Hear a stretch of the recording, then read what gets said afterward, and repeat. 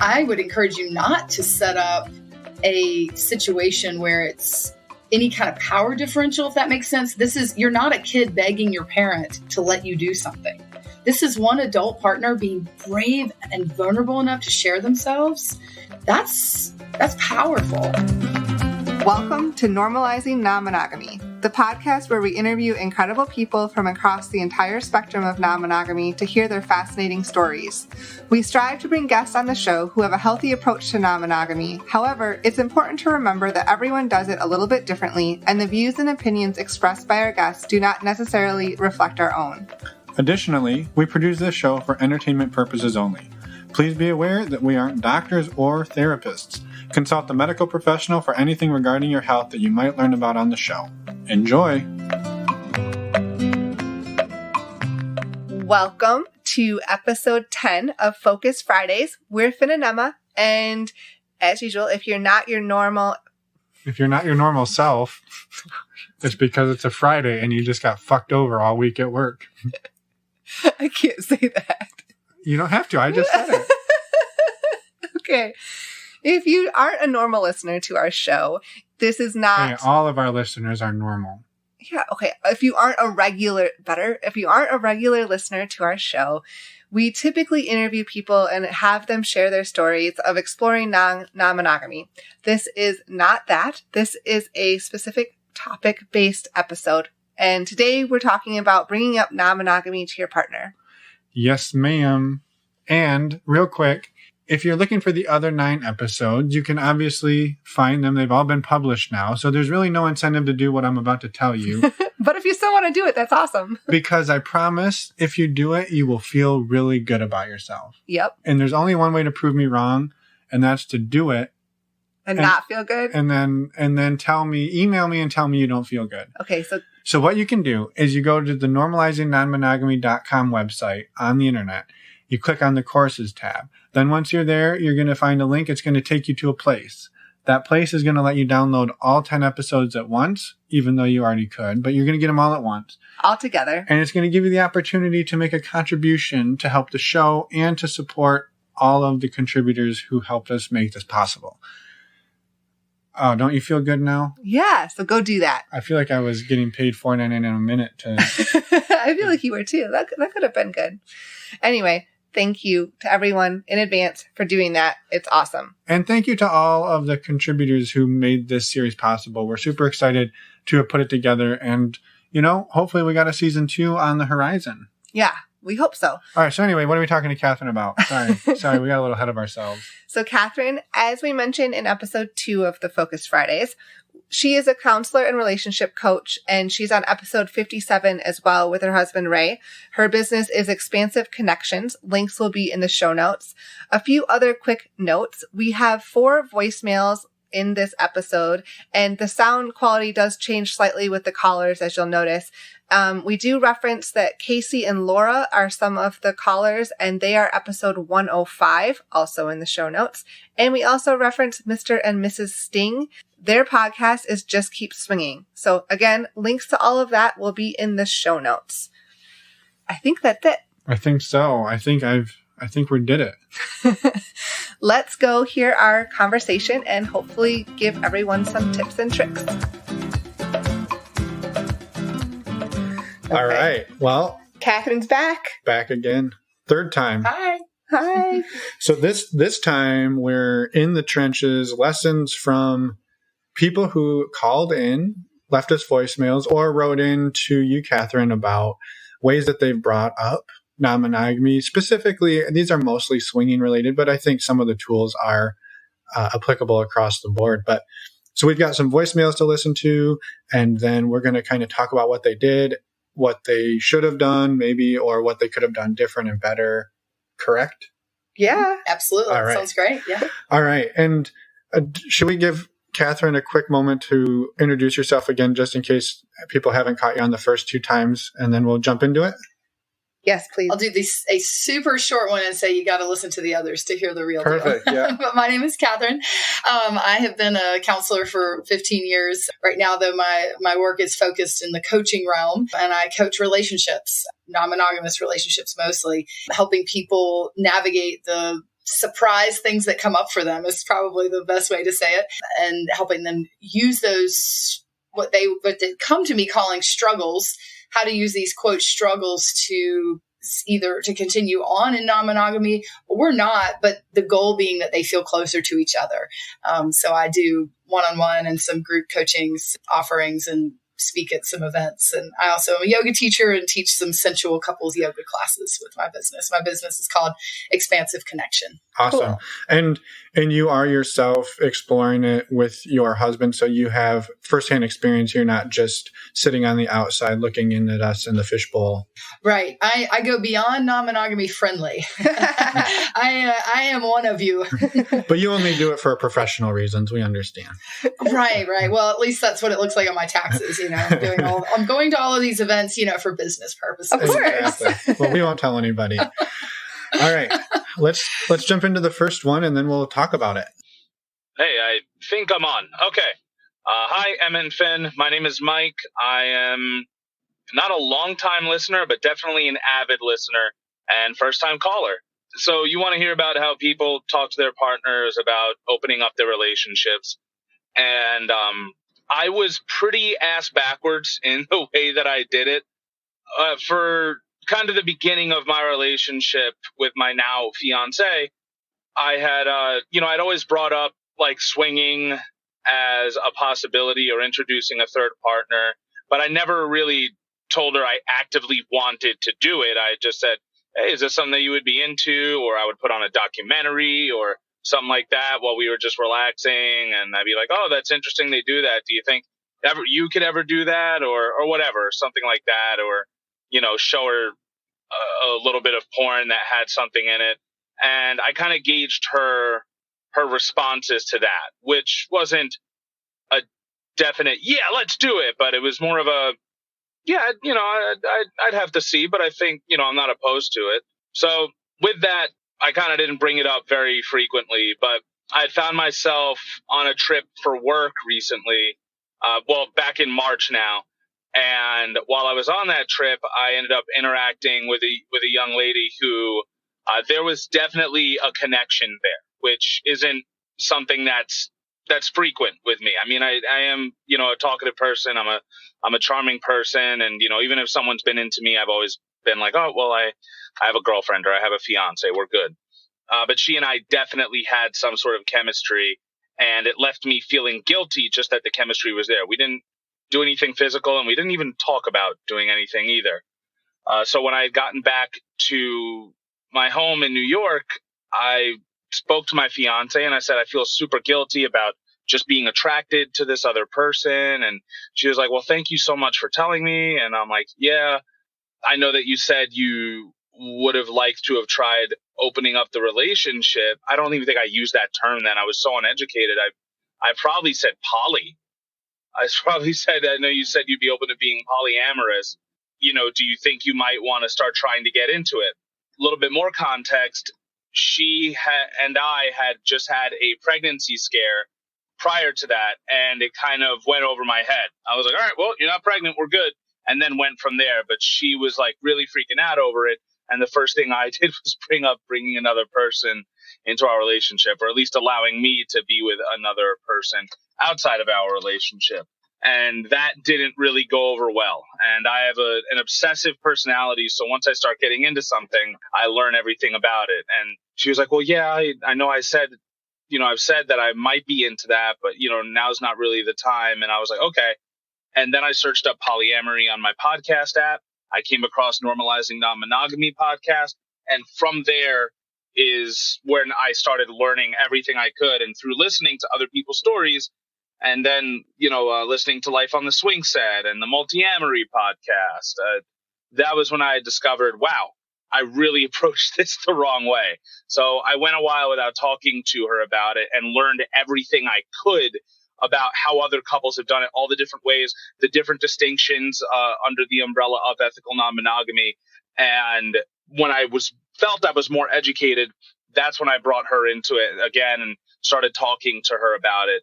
And we are kind of in the beginning steps of opening up our relationship. And she's talking to someone, which is amazing. And, there's plans for them to actually be physical at some point in the future. And I'm working through that. And I'm talking to a couple of someones as well. That is also a possibility. So, it was a very backwards way to go into it, but I was able to kind of educate myself, learn more, and go from there. So that's how we did it. Mike from New York. Thanks a lot for putting out the podcast, guys. Listen every week. Totally love it. Keep doing the work you're doing. Have a good one, guys. All right.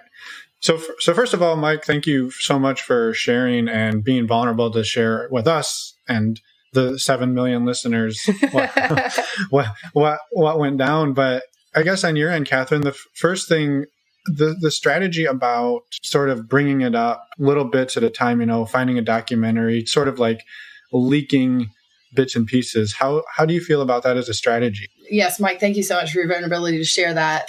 I think that doing a little, like how you said, leaked it, and I think I would think of it kind of like gauging the interest. I think doing that a little bit at the beginning is not a bad strategy, just to sort of gauge the reaction, see if this is a hell no or a maybe, or God, I thought you'd never ask, or did you read my mind? I mean, because that is certainly going to inform how you move forward. What I think I would say, if I could have been in Mike's ear coaching him from the get-go, would be that continuing to leak this and drop hints or gently gauge, after a while, I think that he missed an opportunity early. He got there, but missed opportunities early along the way to really be seen and heard and understood and loved anyway. And as we've talked about last time that I was on your podcast, that's what most all of us humans want: seen, heard, understood, and loved anyway. And so this whole yes, so I heard there are some swingers that live down the street. What do you think about them? Instead of saying, I am curious about non-monogamy, hiding behind these gauging strategies is a missed opportunity to feel really heard by his girlfriend in that way. Well, right. And you may never, if you say it the first way, and if you're just kind of like putting these things on, and your partner may be thinking, wow, that looks awesome and super fun, but I don't want to say that because I don't know what they're thinking. Right. And so you at a certain point, the drip, drip, drip is okay, but you kind of have to get to a point where you're like, hey, I really thought that was interesting. I'd be open to talking more about that. If you have to give them something to make them feel safe to talk to you as well. Absolutely. I also wanted to give Mike huge kudos for being so honest about his interaction on the business trip. Yeah. I thought that part of it was just amazing. I agree. I think that's awesome. Yeah. And in some ways, that's the first toe in of non-monogamy, right? To admit that we think that we're attracted to other people. Oh my goodness. Think about how many monogamous couples, not all, but many monogamous couples would be terrified to say that or to know that about their partner. And so great way to start to be honest. And it sounds like, other than the timing, which of course is everything, that openness and that honesty helped her probably feel really comfortable and confident with Mike that he was coming about this from a place of openness and honesty, and was able, and also kudos to his fiance, who was able to meet him with such grace and openness. And then they connected over that openness. Right. Mm-hmm. Rather than having her just jump to be like, oh, well, you just want to do this because you want to go bang the girl from your business trip. Right. Because that's an easy place to jump to. Mm-hmm. Mm-hmm. Yeah. Absolutely. And I think his point of where he did kind of mess it up was timing. You know, he could have improved the timing on bringing that up and make sure that his fiance was in a better place and that the two of them were past that pregnancy scare and just in a maybe a little better place before dropping that ball. I would blame that on being a dumb dude who doesn't know the impact of we're part of the pregnancy as well, but it's not our body. It's not so it was probably a way bigger deal to her, obviously, than it was to him.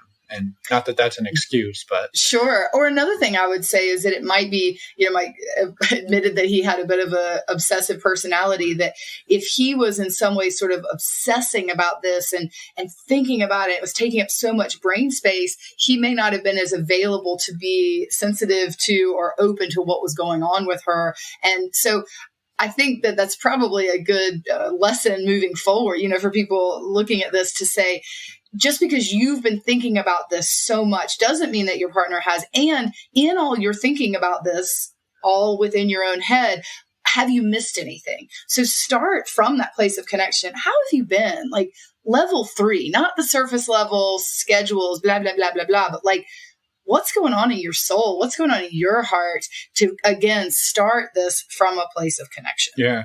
Well, and you know, what he did when he went and found every podcast under the sun and did that. And I think, first of all, like, that's amazing, right? That you go and you get super educated on this. But when you go back to your partner, you have to remember that they probably haven't done that. And so if you show up and you're like, here's 740 podcasts, I'm ready to talk about them when you're done listening. And then you're sitting there like, are you done? Are you done? Are you done? Are you done? Maybe you should listen to like 2 or 3 and then give them to your partner so that...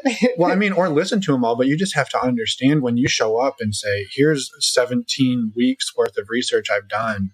Mm-hmm. They're going to be like, oh, so we're already doing this. They assume you're already in. They're not in the same place. Absolutely. Well, also they say, oh, this is your thing. Yeah.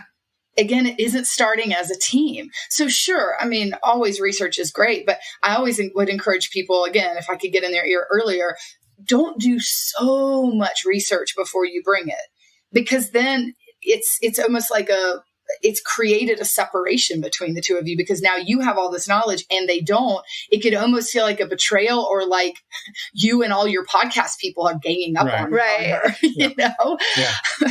So do that research and explore together so it continues to soothe that attachment worry, where your partner knows we are doing this as a team. Right. Yeah. Not just so I can go bang the lady from my business trip. Yeah. Right. Yeah. Approach it as a team from the very beginning.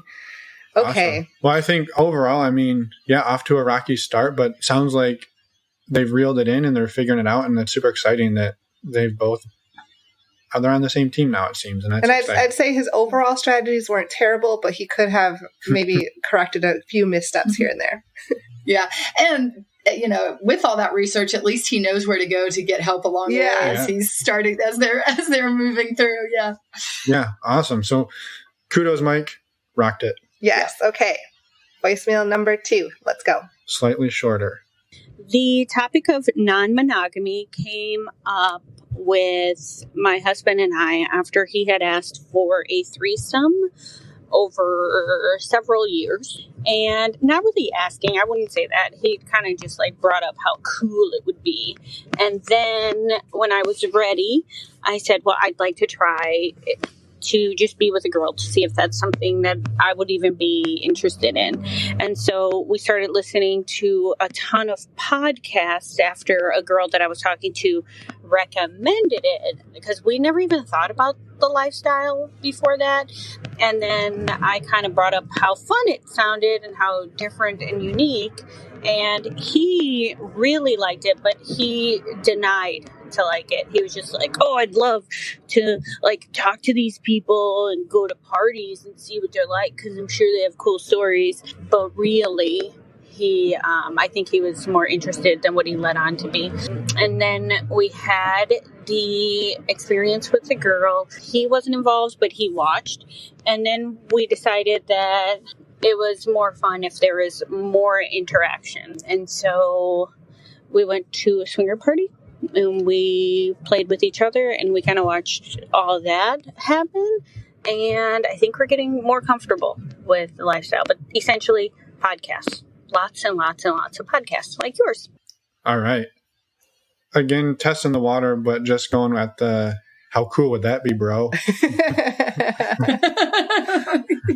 Absolutely. So again, kind of missing that opportunity to be seen and heard and understood and loved anyway, instead of actually saying, this is me and this is what I want and this is what I'm interested in.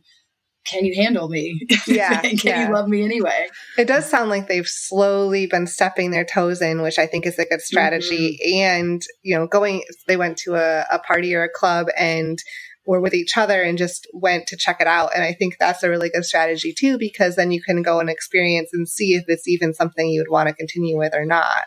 Yeah. Like go in without the expectation of playing with others. I was just going to say, I will say, though, that the strategy of bringing it up and saying how cool it would be, I mean, it obviously made her feel like when she was ready, she could bring it back up to him. So it can't. Sure. Can't fault it. Absolutely. Again, I don't think that that's a bad way, again, to gauge it, because he was definitely saying he wasn't doing it in the judgy, like, have you heard about those swingers in the neighborhood? He was saying it with, I think it's cool, but it was still hiding behind, it was closer, but there was still a little bit of holding back. Another thing I want to mention is that, I think when people are a little scared to show that, of course, I guess it's the fear of hearing no. But I think that it can be important to know that when people say, if this woman had said, no, I'm not interested, that doesn't mean, and I think you're a freak. Right. It just means, I do understand that you want that, and I can see it, and I can hear you, and I can understand, I can love you anyway. And it doesn't necessarily mean what I want, that I would want to do. Luckily, it didn't seem to happen that way. But I also liked how she said, here is what I would be comfortable with. And so she brought up, like, kind of set a boundary in that way. Like, I'm not willing to jump all in, but here's what I would be interested in and comfortable exploring. I really liked how she set those boundaries for herself in that way. And something else that kind of maybe went over people's heads is that he brought this up as, being cool over the course of a couple of years. He presumably wasn't bringing this up every other day, being like, how about that cool threesome? How about, like at a certain point, she's like, yeah, dude, I fucking heard you yesterday and the day before and this morning at breakfast. So you have to space that out, and patience. Yeah. Patience. Yeah. Mm-hmm, absolutely. And I also loved that they listened to the podcast together, as I was saying from last time. So that was great. One of the tips that I give some of my clients, and they always laugh at me, and I always just own it that I'm a nerdy counselor type, but I encourage people to schedule podcast dates. And so to use this as conversation starters. So like, you set a date, you pick an episode, you both listen to it on your own and kind of do some homework, type some note, or, tap out some notes on your phone, and then sit down for some juicy conversation, because it can help to externalize it. Like, oh, well, when Emma said this and then Finn did that, I thought, yeah, I could totally get where he was coming from. So they could talk about you guys while gently starting to open up to what their true desires are. And, they're like, really? You and your husband would talk about a podcast on a date? I'm like, it's better than talking about our kid or my mom or our holiday schedules. Like, I could think of worse conversations on date nights. Well, and it could go, to some really deep conversations, and also lead to some fun fantasy too. Like, there's a lot of ways that could go. Yeah. Absolutely. Awesome. Well, Absolutely. Thank you for calling in and for sharing the story and for the uncanny impression of your husband. I thought it was spot on. I haven't. And I hope he does too. All right. Next up. Hey, Emma and Finn. I just wanted to give you guys a call and let you know how my wife and I brought up non-monogamy in our relationship. So we've been together for 20 years, married 11. And in order to spice up our sex life, we decided we both really enjoyed reading erotica. And so we would find stories that we found very interesting or were a big turn on for us, and we would text back and forth stories and kind of get us charged up and kind of extended foreplay throughout the day, and that would usually lead to fun times in the bedroom. A few times it happened where, for whatever reason, we tried and just couldn't find any stories that appealed to either one of us. And so I remember laying in bed one night, and it was one of those nights where we didn't find any stories. I asked my wife to just recall one of her more sexy memories, from years past that I wasn't involved in. So we did that a few times, and I found it was a really big a turn on for me for to hear about these experiences that didn't involve me.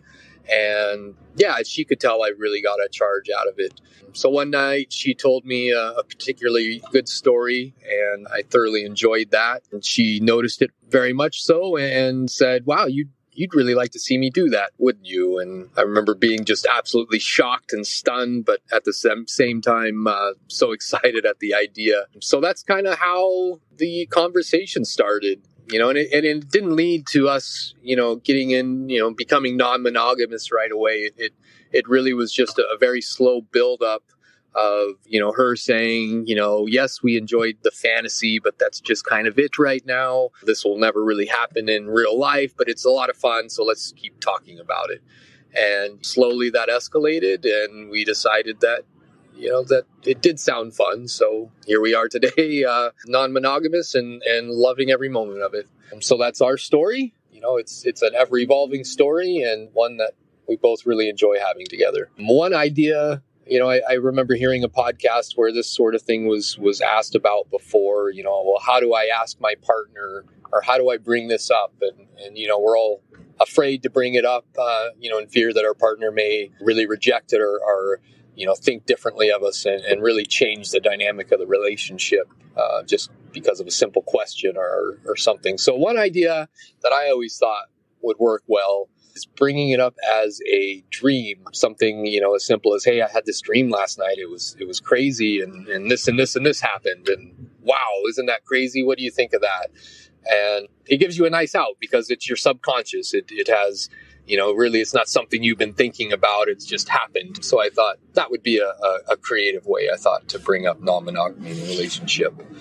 Anyways, I just wanted to share our quick little story. Yeah, I hope you guys liked it, and keep doing what you guys are doing. You're probably one of my favorite podcasts. Always a joy when I wake up and I've got a notification that there's a new one out to listen to. So keep up the good work, guys. Thanks.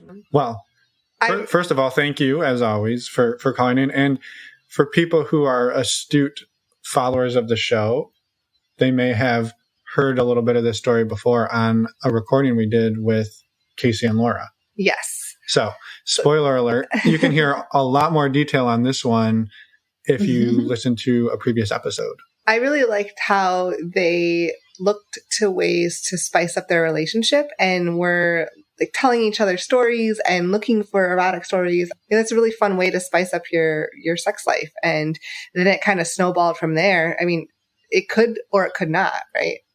Well, again, love the team. They decided together how they wanted to do it, a way that both of them would feel comfortable.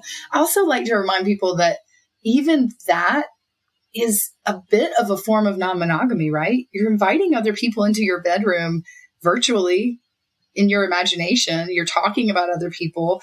And I think sometimes people think that non-monogamy only happens, when you're physical with another person, when you're having an emotional connection with, when you're texting with someone. What is the start of it? And if it had just stayed in that, for them to have been able to have a very full sex life based on adding that part, agreeing how to make this more enjoyable together. Yeah, and being able to share stories. And, again, this is sort of that maybe some of the stories have elements of threesomes or orgies or non-monogamy in them, but not every single story is built around that. And then, I think the idea of bringing it up and hey, would you be interested in telling me something that you've done from your past? That's not a bad way to go. I mean, you do have to be prepared that they're no, why would I want to tell you about that? But it's kind of a non-threatening way to kind of have a peek into that. Well, and I thought that was a really interesting idea too. And it's interesting, I guess, thinking about it from where I work, the kind of the ends of things that I work, because so often people come to me dealing with jealousy, that asking to hear about a past lover could be a really great way to gauge and kind of have a litmus for what if you may experience jealousy later. Because I think that probably an ex-lover would have the potential to bring up as much, if not more, jealousy even than a partner that you choose together. Or if you're doing this in a more adult way, thinking back, we've all thought about Ray's ex-girlfriend was really tiny and I'm tall. Did he like that better? We all, I think, have had some insecurities when we look at our partner's exes. So that's an interesting way, not only to bring it up, but I think for the person ready to hear that story as a way to have a litmus about their level of jealousy. Mm-hmm. Yeah, for sure. And again, being wary that first time they may not want to go into all the details because they're going to be afraid of freaking you out, right? If they're telling you oh yeah, I came 75 times and you've never, you don't want that. They're probably not going to go there on the first time, or maybe they are. I don't know. What advice would you give someone to, if they brought it up and asked her partner, and their partner was like, "Oh hell no, I'm not talking about that." What would you say? I'm asking both of you. Well, again, yeah. I mean, I think I would go straight to exploring what's going on. Like, oh, I can hear that feels scary for you. What are you nervous about? What are you nervous my reaction would be? Have I made it feel unsafe to say these things to me? Or is it another partner that was like, I hate all your ex-boyfriends? What's going on there? And so if you feel shut down, this is one of my little cues, try to get curious, not furious. Yeah. What's going on there? Awesome. How about you, Finn? Any other advice for that? Yeah, I think that, and then being able to say, hey, if you're not comfortable tonight, like we can table it, revisit it, bring it up when you're comfortable. If you want to talk about it again, I'm always happy to hear about it, but I don't want you to feel like you have to. Kind of goes back to the being patient thing. Yeah. Which leads to another thing I thought that this couple did well is the slow build up. In general, I think it's always probably best served to go at the pace of the more hesitant partner so that no one feels pushed or rushed or in over their head, because then all you're going to get is a fear response. And that is more of a contraction than an expansion. Yeah, for sure. And maybe the last piece to touch on is the dream strategy, which I think much like the erotica strategy and the all of the other things, the drip, right? I think that it's a good way to do it, but you have to be able to at a certain point say like, I had another one of those dreams and, I found it really sexy. I didn't think I would, but I really did. Like you have to be able to, again, shed light on what you're feeling. Absolutely. Just not hiding behind your fear of being rejected for too long. Yeah. The other thing I wanted to mention about that one is he mentioned something about being a little scared to change the dynamic. And I hear this a lot, like, oh, well, what if bringing this up changes us or we can't recover from it?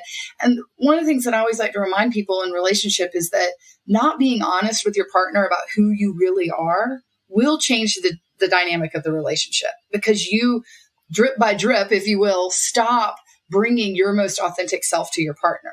So yes, bringing it up and sharing fully may change some things. But if you know that about yourself and you're not willing to be vulnerable and open with your partner, that's going to change the dynamic too. So it's not like one's the easy choice and one's the hard. They're both scary and difficult. But don't think you just, by not saying anything, everything will just stay the same. Yeah. Perfect. Okay. One more recording and then a couple of other surprises. And a couple of messages. Okay. Hi, I'm Mr. Sting. And I'm Mrs. Sting. And we're here to record our story of how we brought up the lifestyle to each other for non-monogamy. And that was all started by you, wasn't it, Mrs. Sting? Yeah, it started with me about 30 years ago. I was working with my best friend and we'd have conversations. And one day we were talking about how you love blowjobs. And she said she loves to give blowjobs, but her husband at the time didn't like blowjobs. And I said, well, he just hasn't had a good one. Maybe I need to give him one. So we made arrangements that night. And basically you brought it up to me. So we didn't think about it as being non-monogamous or anything. It was just, we were all friends already. Yeah. We already spent time together. And it was just like, I just remember you telling me, okay, tonight they're coming over. You're supposed to wear sweatpants and she's going to give you a blowjob and I'm going to give him a blowjob and we'll see what's what. And nothing happened. I don't know how many hours we sat there talking, but no one pulled the trigger. But at the same time, even though nothing happened that night, that was the start of our non-monogamous journey, that experience and that night and the conversations that followed as the years progressed. And they became our first and continuous for a long time and led us here. Yes. To where we are today. So this one is not quite as serious maybe as some of them, but first off, thank you to Mr. and Mrs. Sting for calling in. They have a podcast called Just Keep Swinging. Yep. So check that one out. So my first comment is, for ease of access, you're going to want to go with the tearaway button pants. I got to say, Mrs. Sting, like your practicality of the sweatpants, I laughed out loud. I was like, well, she's like, we got a job to do. It's called a blow job. So we're going to wear the easiest pants. Like, I thought that was your efficiency. It was cracking me up. You were a lady after my own heart. I agree. That was priceless. All right. So this one got started because she was just trying to help a friend out who loved to suck dick, and her husband wasn't into it. And so I gotta say, love the openness in that friendship. I know. That was one of the things that struck me, is that, like, wow, what, just for these women to be able to talk about this and the trust that they must have had with each other, for each other, that's a beautiful thing that you don't hear very often. So I was really, thank you for sharing that. Yeah. It's not very often that you find that you have a girlfriend that you can go down that road. Like, well, my husband likes blowjobs a lot. You like giving them, but your husband doesn't. And so let's fix that. Yeah. Let's try that. Well, you never know. And then you just come home and you're like, hey, honey, Cindy really wants to give you a blowjob. So. Right. And again, I mean, I think we maybe experience that once we're, those of us that are in non-monogamy and practicing it, the physical and sexual parts of that. But for girlfriends who are working together to just have that level of openness to talk about it, that really struck me. That was cool. Yeah. That's the amazing piece, I think, too. Yeah. It's awesome. I think this one we wanted to play just because it's awesome to hear, like, their dynamic and how open they are as people, and that those types of people are out there. And you can think that the whole of the U.S. is a bunch of puritanical prudes, but I think we've learned that that's not the case.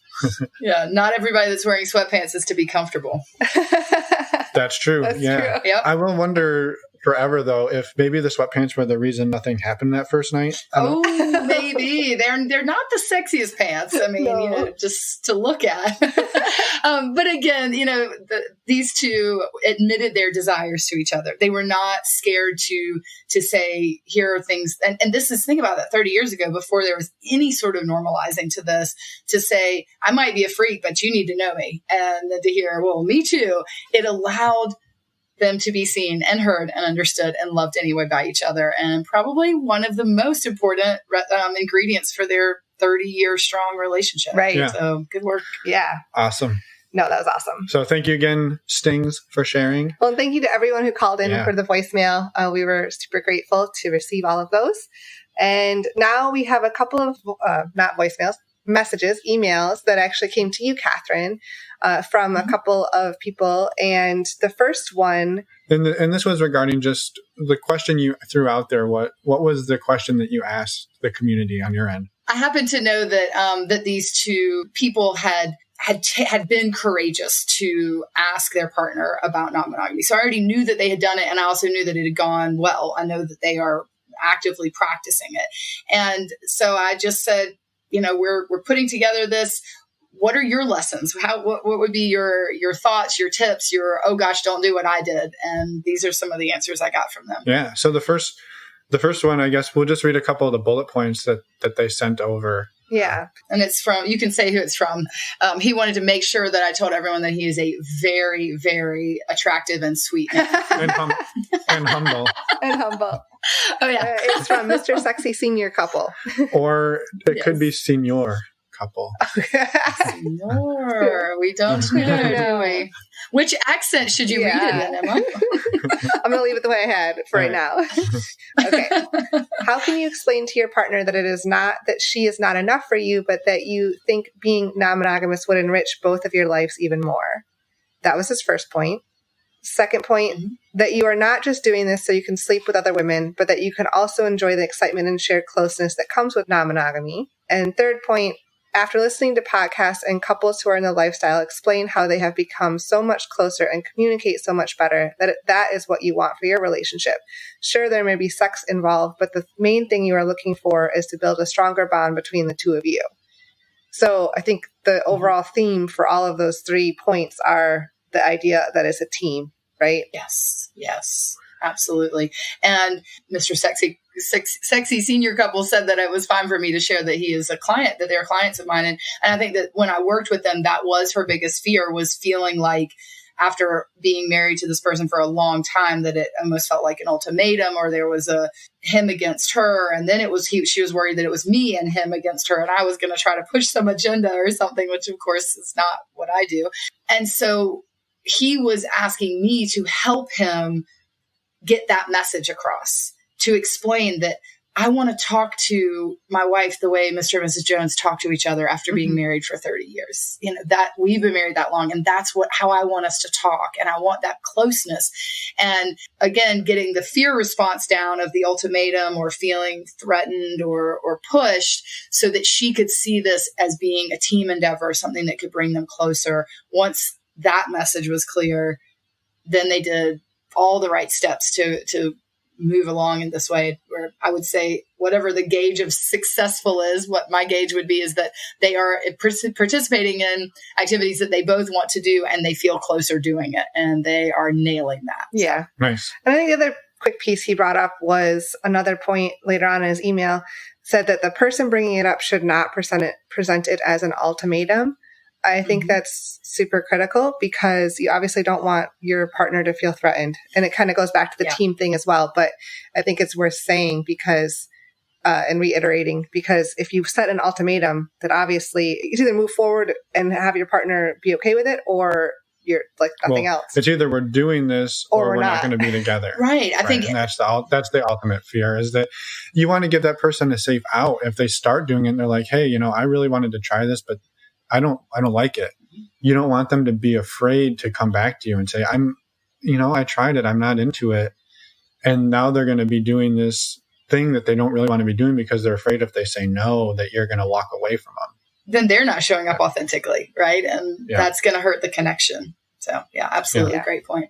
Okay. The second one. So the second one is from Mr. Mark Sexy. Also very humble, Mark. Well done. So the first thing says, when the time comes to make the ask, I would not wine and dine your mate, but I would set the time aside without distractions so you can talk at length. So this is the old butter them up, take them out to a $200 dinner, and then just before the check comes, you're like, oh, by the way, right? And, it makes that whole interaction feel like it was disingenuous. Or even transactional. Like, well, I bought you this really nice dinner, so you better say yes to whatever question I ask at the end. Yeah. And so there's that kind of transactional piece. But then there's also, I would encourage you not to set up a situation where it's any kind of power differential, if that makes sense. You're not a kid begging your parent to let you do something.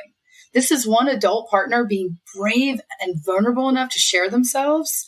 That's powerful. And it's one adult partner to another adult partner. I think the idea of setting aside a time without distractions, making sure that your partner's in a place, this is just like what we talked about with our intentional conversations, making sure they're in a good place to actually hear this. As we talked about with Mike's call-in, check in, like, what's going on with your heart?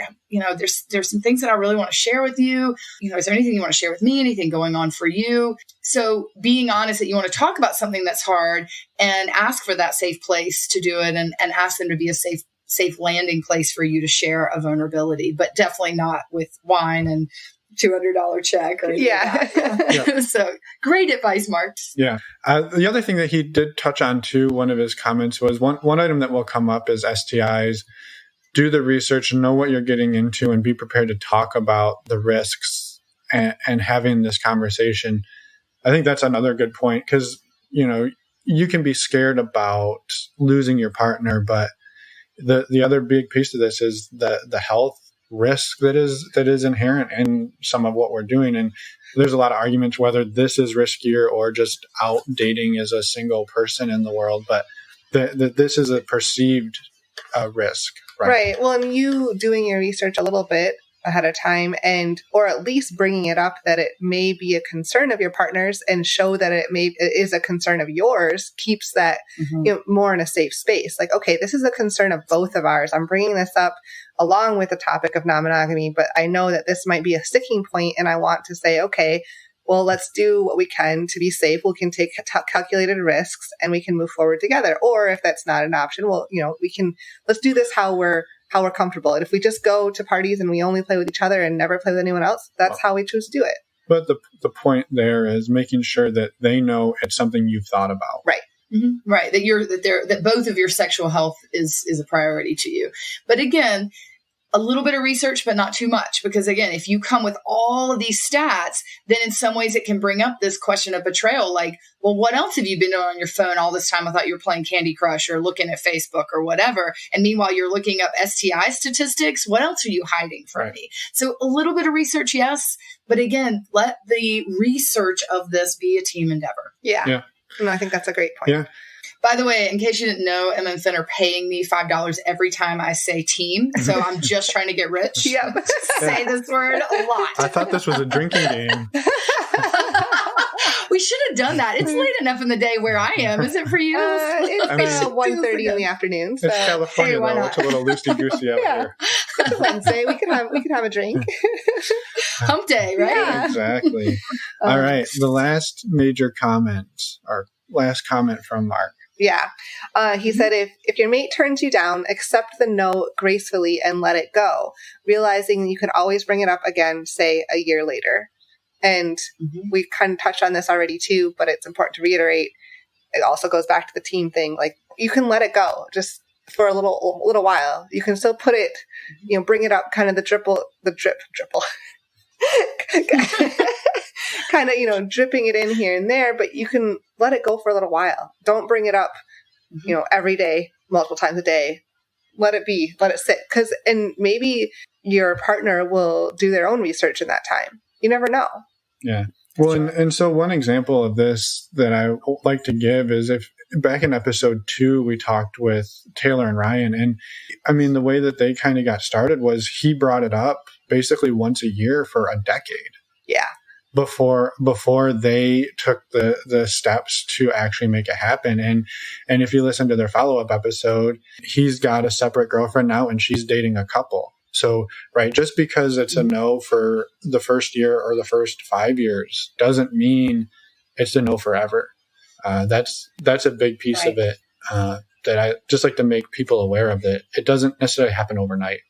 Yeah, and two things that I'll say from the therapeutic point of view on this is, number one, as I said earlier, if it's a no, don't hear that as a no about you. Like, don't hear the I'm not interested in this and twist it in your head and you're a freak because you are. Allow someone's no to not be personal or about you. Let it just be their experience. And if you are the person that is needing to say no, try your best to say it in a way that expresses that. I don't think you're a freak for wanting to do this. I'm so thankful that you shared it with me, and it's beyond what I'm interested in. And then secondly, if you decide as a couple that the answer is no, don't let the conversation stop there. The desire to figure out what's going on, what maybe was driving this interest in non-monogamy. I've worked with a couple that one is very interested and one is not. And part of what we're digging on is what is he seeking out of this? And as we break it down, part of it is like this feeling of feeling alive, of doing something that isn't the norm, of feeling plugged into something that's going to bring them together, but also for him to feel like he's staying on his edge. And so some people listen to these podcasts and they hear in many of us how this keeps us on our edge to grow and learn and know about ourselves. And keep in mind that non-monogamy is not the only way to do that. There are plenty of other ways to feel more alive within your own skin and to do that together. So don't let your desire for openness and honesty die with a no. Yeah, for sure. Well, and so one other thing that I wanted to share was an email we got, and I'll keep it very vague because this person, obviously, I didn't tell them we were going to talk about it. But basically what the premise was is that they had brought up non-monogamy to their partner and they kind of shut it down. So the original person went back and did some reading, found a good book about it, and then gave the book to their partner. And they said, well, they picked it up and every night they would read a couple pages, or they'd read a chapter a week, and then they kind of finished the book and put it in the bedside table and never mentioned it again. And so their assumption was, they're like, well, so it's just never going to happen. It's been 6 months, we're done. Right. And so this kind of goes back to the conversation we had early on here, which is you went and consumed 1,000 podcasts and brought this information, and now they're playing catch up, right? They're playing catch up for probably quite a while. So I think the fact that somebody took the time to, first of all, not just read the book, but finish the book, and they didn't, throw your book out the window, and they're probably just thinking about it, chewing on it, because you've maybe been thinking about it for a year or 2 years or 3 years, and this is the first time that they've ever been presented with this information. That it can take a while to digest something this sort of outside of the box. Well, it goes against the societal norm a lot of times. I think that's and a it can big be piece. scary. Yeah, it can be very scary. And so to give somebody time to think about it and say, well, yeah, they finished the book. I don't need an answer the next morning, right? It's okay to wait a little while. Absolutely. Yeah. Absolutely. Yeah. Any final thoughts before we end this episode? Let's see if I can come up with a sentence that has team in it a few times. I feel like I've already repeated myself a lot. We've kind of, this episode has been maybe a little bit repetitive, but we wanted to drive home the important pieces, I think. And acknowledge too that this is it can be a very scary and vulnerable thing to bring up and talk about. And that's okay. That's okay. Well, also keep in mind when we're vulnerable is when we have the highest chance for connection. I used to work with incoming freshmen at our local university. And I used to say to them, people often remember friends that they meet in their first week of college during their orientation time. And, why would that be? Well, part of it is because you are coming up and you're in such a vulnerable space. You don't have all your high school buddies. You don't have your family. You feel overwhelmed in a lot of ways. And so in some ways, it's one of the most vulnerable points in your life. And you're with other people that are also equally vulnerable. And then you connect and have this bond that lasts a lifetime in many cases. And so, yes, this can be scary, and yes, this can be vulnerable, but I always like to remind people that our deepest and most fulfilling connections come when we're brave enough to be vulnerable. That is Brene Brown all over. If you don't know that name, please go watch her on YouTube. But when we're thinking about this from a couple and bringing this up, the more brave you are to be vulnerable with your partner, and the safer you make it for them to be the same way with you, that's how you're going to get this connection that people are looking for. Yeah. Whether it's a yes or a no. Yes, right? You're going to discover things about you and your partner that you didn't know were there. Absolutely. Awesome. Well, should we wrap it up? Convene the team meeting? Drink! Yeah. We'll let people know at the beginning of this that they have to drink every time that we say the word team. Oh, that would be great. Yes. Unless they're driving, that might not be the best idea. Let's say pause this and go to the beer store and then go home and listen. Right, exactly. All right. Well, Catherine, thank you again so much for, everything you've helped contribute to the show and to the community. We're happy to call you a friend, and we look forward to continue to do it. To build awesome resources with you. Yes, for sure. And thank you to everyone who chimed in on this one. I know we put the call out for a while, so it was awesome to receive all of the tidbits and information. So thank you. Yeah. And thank you guys for being brave and switching up a little bit of your platform and to offer some more educational ways and hearing from other listeners. I love your original platform, but I think it's fun to add this diversity. So good job. And thank you for letting me be part of it. Absolutely. Cool. Thank you. It's a pleasure. Well, let's go get that drink. Yeah. Yeah. Let's go drink some water, get an IV. Jesus. All right. Bye. Bye, Catherine. Bye. We're back again. For the last time of this season of Focus Fridays. Yeah, it's just like when Stranger Things ended. It's definitely not the same. Thank you, Catherine, again for coming on another episode, having another conversation with us. And thank you to everyone who called in or wrote in and gave their advice and their story as well. Absolutely.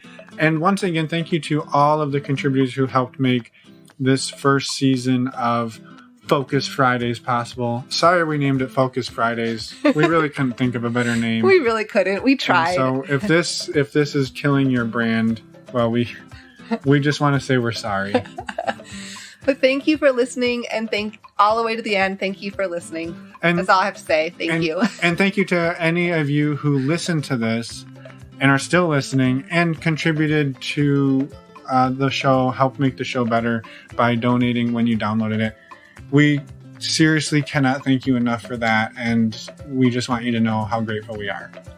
With that, we're going to roll the credits, and we will see you guys on the pilot of season 2. We'll also see you next week for our normal show on Wednesday.